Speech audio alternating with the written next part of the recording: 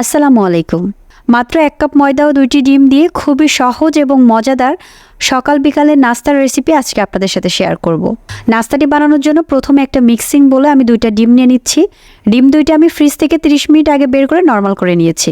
এখন এর মধ্যে দিয়ে দিচ্ছি 1/3 কাপ চিনি, আর এর সাথে দিয়ে দিচ্ছি হাফ চা চামচ ভ্যানিলা এসেন্স। ভ্যানিলা এসেন্সটা না থাকলে এটা স্কিপ করতে পারেন, এর পরিবর্তে কিন্তু আপনার এলাচের গুঁড়া বা লেবুর রসও দিতে পারেন।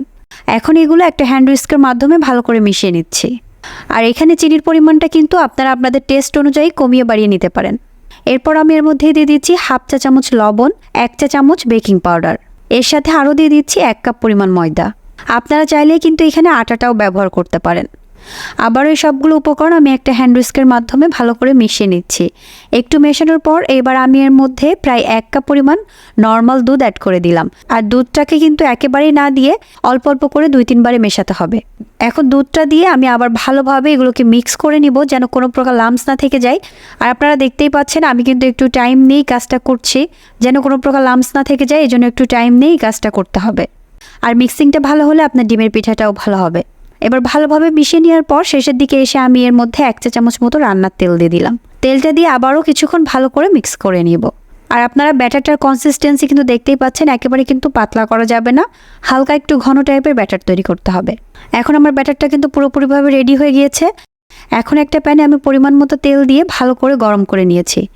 তেলটা ভালোভাবে যখন গরম হয়ে যাবে তখন একটা স্টিলের চামচ আমি এর মধ্যে কিছুক্ষণ ডুবিয়ে রাখবো, যেন স্টিলের চামচটা আর কি একটু গরম হয়। তো গরম হওয়ার পর যে ব্যাটারটা আমি তৈরি করে রেখেছিলাম ওইখান থেকে পরিমাণ মতো ব্যাটার আমি এর মধ্যে দিয়ে দিলাম। এবার উপর থেকে একটা চামচ দিয়ে এভাবে তেল দিয়ে দিতে হবে, এতে করে আপনার পিঠাটা অনেক ফুলে উঠবে সহজেই, আর নিচের চামচ থেকে সহজেই কিন্তু পিঠাটা ছাড়িয়ে যাবে। এখানে আরেকটা জিনিস খেয়াল রাখতে হবে, চামচটাকে কিন্তু ভালোভাবে গরম করে নিতে হবে, তা না হলে কিন্তু পিঠাটা চামচে লেগে যাবে, সহজেই কিন্তু পিঠাটা ছাড়ানো যাবে না। এইভাবে করে আমি সব পিঠাগুলো বানিয়ে নিচ্ছি। আর আপনাদের সুবিধার্থে আমি আরও একটি পিঠা বানানো দেখিয়ে দিচ্ছি। আর এইভাবে করে কিন্তু আমি এক এক করে সবগুলো পিঠা বানিয়ে নিচ্ছি। এখন চুলার জালটা কিন্তু লো টু মিডিয়ামের মাঝখানে রাখতে হবে, বেশি কিন্তু জোরে জাল দেওয়া যাবে না। বেশি জোরে জাল দিলে কিন্তু উপর থেকে পুড়ে যাবে আর ভিতরে ব্যাটারটা কিন্তু কাঁচা থেকে যাবে। এই জন্য চুলার জালটা কিন্তু এখানে অনেক ইম্পর্টেন্ট। তো একে একে আমি পিঠাগুলো সব দিয়ে দিলাম, আর এপিট ওপিট করে উল্টিয়ে আমি পিঠাগুলো লালচে করে ভেজে নিয়েছি। আপনারা দেখতেই পাচ্ছেন পিঠাগুলো দেখতে কিন্তু অনেক লোভনীয় লাগছে এবং বলের মতো কিন্তু ফুলেও গিয়েছে। একেবারে অল্প উপকরণ দিয়ে আমি আজকে নাস্তাটি তৈরি করে দেখিয়েছি, যাতে যে কেউ আপনারা সহজে এটা বানিয়ে নিতে পারেন। এই পিঠাটা কিন্তু বিকালে বা স্কুলের টিফিনের জন্য সহজভাবে বানিয়ে দিতে পারেন, আর বাচ্চারা কিন্তু এই পিঠাটা খেতে খুবই পছন্দ করবে। বাসায় হঠাৎ কোনো গেস্ট চলে আসলে ইনস্ট্যান্টলি কিন্তু আপনার এই পিঠাটা সহজেই বানিয়ে দিতে পারেন। এই পিঠাটা অনেকটা কেকের মতো সফট হবে, ভিতরে দেখতেই পাচ্ছেন একেবারেই সফট, আর খেতে কিন্তু দারুণ টেস্টি।